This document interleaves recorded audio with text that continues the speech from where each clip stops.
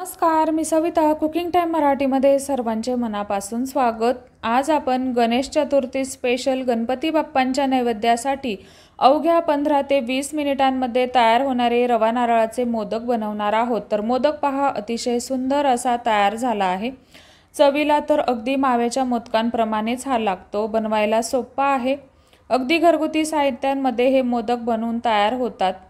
आजची रेसिपी तुम्हाला थोडी जरी आवडली तर चॅनलला नक्की सबस्क्राईब करा. रवा नारळाचे मोदक बनवण्यासाठी कढईमध्ये मी 1 चमचा साजूक तूप घातलं. हे तूप हलकंसं वितळलं की लगेच आपण यामध्ये घालणार आहोत 1 वाटी बारीक रवा. वाटी आपल्याला सपाट भरून घ्यायची आहे. वाटीचं वजनी प्रमाण 200 ग्राम इतकं आहे. घेतलेल्या साहित्यांमध्ये 22 ते 23 मोदक तयार होतात.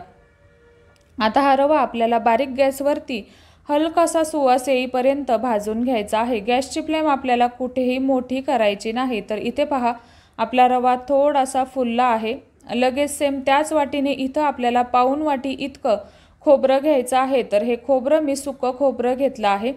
सुरुवातीला सुक्या खोबऱ्याचा पाठीमागचा काळा भाग काढून टाकला. हे खोबरं मी 1.5 ते 2 तास पाण्यामध्ये भिजवत ठेवलं. नंतर बारीक खिसणीने हे खोबरं खिसून घेतलं आहे. तुम्ही हवं तर मिक्सरला फिरवून घेऊ शकता किंवा याऐवजी तुम्ही पाऊण वाटी ओल्या नारळाचा चव वापरला तरीही चालेल किंवा 1 वाटी ओल्या नारळाचा चव वापरला तरीही चालेल. आता हे खोबरं या रव्यासोबत आपल्याला 1.5 ते 2 मिनिटं भाजून घ्यायचं आहे. सुरुवातीपासून शेवटपर्यंत गॅसची फ्लेम आपल्याला बारीकच ठेवायची आहे. आता हे खोबरं व रवा छानपैकी भाजलं गेलं की लगेच आपण यामध्ये घालणार आहोत दुधावरची साय. तर इथं मी 2 मोठे चमचे दुधावरची साय घेतली आहे. जर का तुम्हाला दुधावरची साय घालायची नसेल तर याऐवजी तुम्ही इथं अर्धी वाटी मिल्क पावडर वापरली तरीही चालेल. डेअरी व्हाईटनरची वापरली तरीही चालेल. साय घातल्यामुळे हे मोदक अगदी माव्याच्या चवीचे होतात. आता ही साय आपल्याला या रव्यासोबत छान अशी मिक्स करून घ्यायची आहे.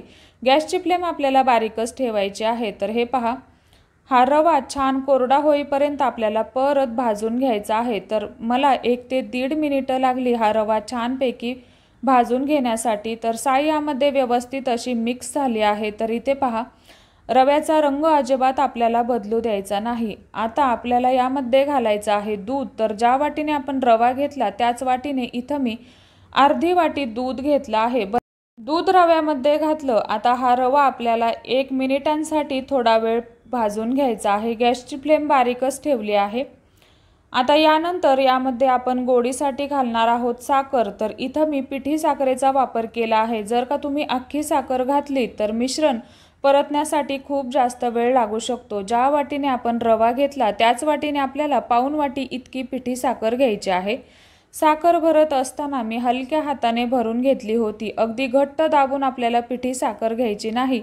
हलक्या हाताने भरून घ्यायची आहे जेणेकरून गोडीचं प्रमाण अगदी व्यवस्थित होईल. साखर घातल्यानंतर गॅसची फ्लेम बारीकच ठेवायची आहे व हे मिश्रण आपल्याला 1 ते 1.5 मिनिटांसाठी मिक्स करून घ्यायचं आहे. तर साखरेला पहा, व्यवस्थित असं पाणी सुटलं आहे. आपलं मिश्रण व्यवस्थित असं ओलसर झालं आहे. सर्वात शेवटी आपल्याला यामध्ये घालायचं आहे केशराचं दूध. तर इथं मी 4 मोठे चमचे दूध घेतलं होतं. यामधल्या आपल्याला केशराच्या काड्या साईडला काढून ठेवायच्या आहेत. नंतर याचा आपण वापर करणार आहोत. आता हे केशराचं दूध यामध्ये घातलं. एकूण इथं मी पाऊण वाटी इतकं दूध वापरलं आहे. 1 वाटी रव्यासाठी पाऊण वाटी दूध अगदी परफेक्ट असं प्रमाण आहे. आपले मोदक व्यवस्थित असे तयार होतात. खूप कोरडे किंवा अतिशय रसरशीत असे तयार होत नाही, तर अगदी व्यवस्थित असे तयार होतात.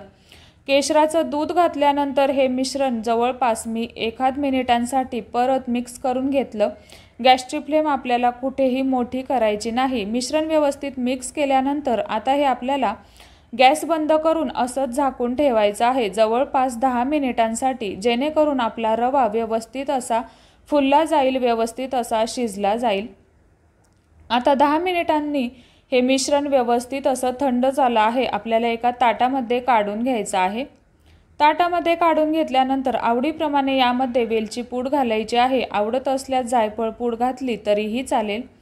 आता हे मिश्रण आपल्याला हाताने व्यवस्थित असं मिक्स करून घ्यायचं आहे. तर मिश्रण पहा, अतिशय सुंदर असं तयार झालं आहे. आता हे मिक्स करून घेतल्यानंतर आपल्याला याचे मोदक बनवून घ्यायचे आहेत। तर इथं मी तुम्हाला सांगते, ज्यावेळी आपण मिल्क पावडर यामध्ये वापरणार असू त्यावेळी तुम्हाला मात्र 1 वाटी रव्यासाठी 1 वाटी दूध वापरायचं आहे। आता इथे पहा, मी मध्यम आकाराचा मोदकाचा साचा घेतला। याला आपल्याला गरजेनुसार तूप लावून घ्यायचं आहे। अगदी दरवेळी तूप लावण्याची गरज नाही। सजावटीसाठी इथं मी पिस्त्याचे काप घेतले आहेत। थोडेसे केशराच्या काड्या घेतल्या आहेत, ज्या आपण दुधामध्ये भिजत घातल्या होत्या त्याच आपण वापरणार आहोत। आता या साच्यामध्ये एका साईडला मी पिस्त्याचा काप ठेवला आहे व यावरती आपल्याला रवा नारळाचे मिश्रण चांगलं हाताने घट्ट दाबून दाबून भरून घ्यायचं आहे। व्यवस्थित असं घट्ट दाबून दाबून हे मिश्रण आपल्याला यामध्ये भरून घ्यायचं आहे व हा साचा आपल्याला बंद करायचा आहे। बंद केल्यानंतर परत हाताने व्यवस्थित असं घट्ट दाबून घ्यायचं आहे, जेणेकरून आपला तयार होणारा मोदक अतिशय सुरेख आखीव रेखीव असा तयार होईल। तर इथे पहा, मोदक अतिशय सुंदर असा तयार झाला आहे। कडेला लागलेलं मिश्रण आपल्याला हाताने अशा प्रकारे काढून टाकायचं आहे। आता यावरती आपण एक केशराची काडी लावणार आहोत। तर या केशराच्या काड्यांमध्ये मी परत थोडंसं कोमट दूध घातलं होतं। तर इथे पहा, या मोदकाला छान असा आपल्याला केशराचा एक टिका लावून घ्यायचा आहे। तर मोदक पहा, अतिशय सुंदर असा दिसत आहे। तर तयार झाला आपला रवा नारळाचा मोदक। बनवायला खूप सोपा आहे, अगदी झटपट तयार होतो।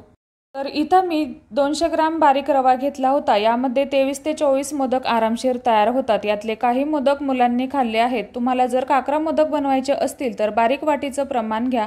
रेसिपी पाहिल्याबद्दल खूप खूप धन्यवाद।